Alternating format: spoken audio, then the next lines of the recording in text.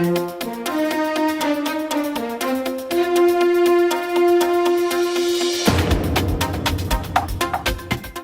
founding fathers viewed a vote very much as a stewardship, that we would stand before God at the end of time and he'd say, what'd you do with your family? We would give account.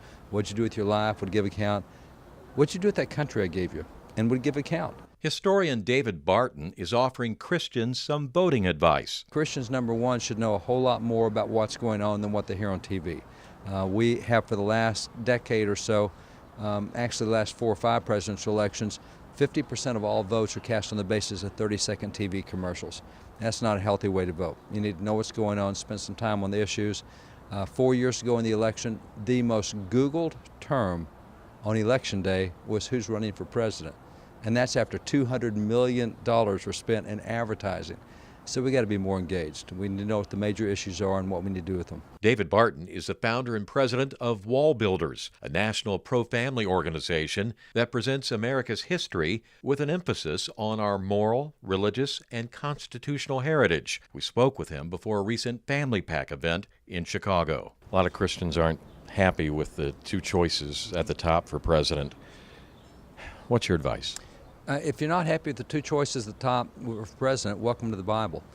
Because most of the folks that we honor in Hebrews 11 as our Faith Hall of Fame, we would never vote for him for office. Nobody's going to vote for David because he killed Uriah and he adulterated with Bathsheba. Nobody's going to vote for Noah because he was drunk. Nobody's going to vote for Lot, even though the Bible says he's righteous Lot because he slept with his daughters. I mean, look at all the people that God used to do good things that had very flawed lives. So as a result of that, what you do is instead of looking at the individual, you look at what the policies will become. We're told in Proverbs 14:34 that righteousness exalts a nation. Then we're told in Isaiah 1:26 that the judges determine the righteousness in the land. So if I want righteous land, if I want God to bless the land, first thing I got to look at is judges. And that's a real easy choice regardless of who the personality is. You look at what kind of judges you're going to get, that's easy.